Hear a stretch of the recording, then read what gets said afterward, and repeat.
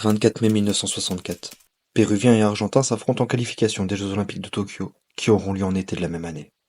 Plongez avec moi dans l'un des matchs les plus meurtriers de l'histoire du football. Vous êtes sur la chaîne Le Pressing, et bienvenue dans la lucarne du temps. Pour cette histoire, nous voyageons à Lima, la capitale du Pérou, pays d'Amérique du Sud. À partir du 7 mai 1964, la ville accueille le tournoi pré-olympique sud-américain en vue des JO de Tokyo.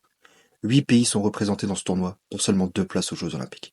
L'Équateur, la Colombie, le Brésil, l'Argentine, le Chili, l'Uruguay, et donc le pays hôte, le Pérou. Le tournoi commence par une confrontation entre les Péruviens et les Équatoriens qui se finira sur le score de 1 partout. Pour le Pérou, un but de Victor Lobaton. Et retenez bien son nom, car on en reparlera plus tard. Pour finir cette première journée de compétition, l'Argentine s'impose 2-0 face à la Colombie, tandis que le Chili et l'Uruguay se quittent sur le score nul et vierge, 2-0-0. La deuxième journée, le Pérou s'impose 3-0 face à la Colombie. L'Argentine et le Brésil s'imposent également respectivement face à l'Équateur et au Chili.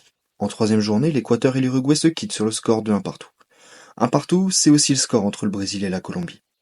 L'Argentine continue son parcours sans faute en étrillant le Chili, 4-0. Le tournoi bat son plein, et la 4e journée nous permet de voir le Pérou s'imposer 2-0 contre l'Uruguay, et faire bonne impression devant son public. La journée suivante, encore une victoire argentine sur le score de 3-1 contre l'Uruguay.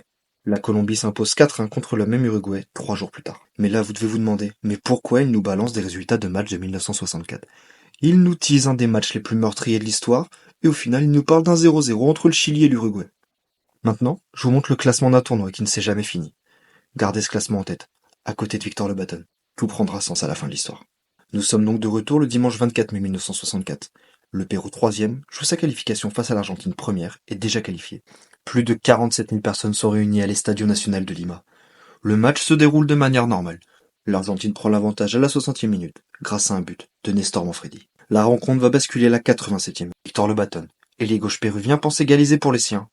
Mais ce n'est pas l'avis de l'arbitre uruguayen, Ángel Eduardo Pazos, qui annule le but, pour une faute inexistante. Sa décision, qui est bien anormale, va prendre des proportions qui va dépasser le cadre du sport. Les joueurs péruviens entourent l'arbitre pour contester la décision. Pendant ce temps, 2 supporters arrivent à passer la sécurité et à rentrer sur le terrain. Parmi eux, Victor Melasio Campos, surnommé la bombe noire. Il rentre sur le terrain, armé d'une bouteille de verre brisée à la main, pour régler ses comptes avec l'arbitre. Melasio Campos est déjà connu des services de police pour des faits de vol et de proxénétisme. Les 2 envahisseurs ne vont pas avoir le temps de rejoindre l'arbitre, puisqu'ils vont rapidement être maîtrisés par la police, frappés, et finissent complètement KO sur la pelouse. Cette scène de violence va provoquer l'indignation du stade entier. D'autres supporters commencent à envahir le terrain pour se confronter aux policiers présents. Les joueurs et le corps arbitral sont escortés dans les vestiaires pour leur sécurité. Au vu du mouvement de foule qui se crée, les forces de l'ordre ont pour consigne de dissiper la foule. Pour cela, ils vont avoir recours à des gaz lacrymogènes et tirent même en l'air avec leurs armes de service. Ces actions auront l'effet inverse et créera un mouvement de panique qui s'étendra dans le stade entier. La plupart des spectateurs tentent de s'enfuir du stade, mais tombent nez à nez avec des portes fermées. Même si elles céderont plus tard sous la pression humaine, le bilan est très important. 328 morts et plus de 4000 blessés. La plupart des victimes meurent asphyxiées à cause de l'accumulation des gaz lacrymogènes aux portes du stade. D'autres meurent écrasés par des dizaines de milliers de personnes.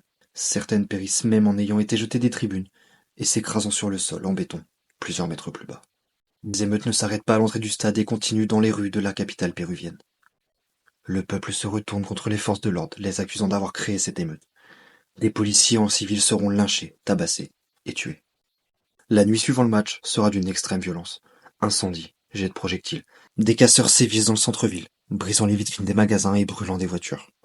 Durant la nuit, 2 policiers sont attrapés, tabassés, pendus sur la place publique. Profitant de ce chaos général, plusieurs détenus s'évadent de la prison du palais de justice de Lima.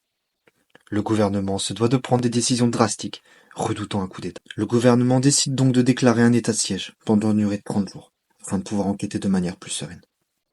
L'état de siège est une mesure prise que très rarement et montre la gravité de la situation. L'armée remplace la police pour les missions de sécurité publique durant cette période.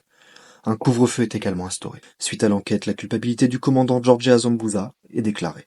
Ce dernier dira même « J'ai ordonné que l'on lance des gaz lacrymogènes dans des tribunes. Je ne peux pas dire combien. Jamais je n'aurais imaginé des conséquences terribles. » De son côté, l'arbitre du match, Ángel Eduardo Pazos, déclarera « Si j'avais su que 300 personnes allaient mourir, j'aurais validé ce but et arrêté immédiatement l'arbitrage. » Cette histoire aura impacté chaque protagoniste, de manière indélébile. Sur le plan sportif, la compétition sera logiquement arrêtée. L'Argentine déjà qualifiée garde sa place au JO. Le Brésil deuxième et le Pérou troisième vont s'affronter seulement 15 jours après le drame, pour savoir qui accompagnera l'Albi Céleste. Le match se déroule le 7 juin 1964, à Rio de Janeiro. Les Péruviens encore en deuil suite à ce drame se font étrier 4-0 par le Brésil, avec notamment un but de la légende de Botafogo, Robert Lopez Miranda. Aux Jeux Olympiques, les équipes sud-américaines ne brilleront pas. Le Brésil finira troisième de son groupe composé de la Tchécoslovaquie qui ira jusqu'en finale, de l'Égypte qui finira quatrième de la compétition, et de la Corée du Sud qui finira dernière du groupe. De son côté, l'Argentine terminera troisième d'un groupe de 3 équipes, après le forfait de l'Italie. Le Ghana finit premier du groupe et sera éliminé en quart de finale. Le Japon, pays hôte, finira deuxième de ce groupe, et sera aussi éliminé en quart de finale. La Hongrie deviendra championne olympique portée par leur attaquant Ferenc Bene, auteur de 12 buts en 5 matchs, dont un sextuplé face au Maroc lors de son premier match. La tragédie de Lima reste encore à l'heure actuelle comme l'une des histoires les plus tragiques du football mondial. Certains sont même amenés à dire qu'elle est l'une des causes du coup d'État survenu en 1968.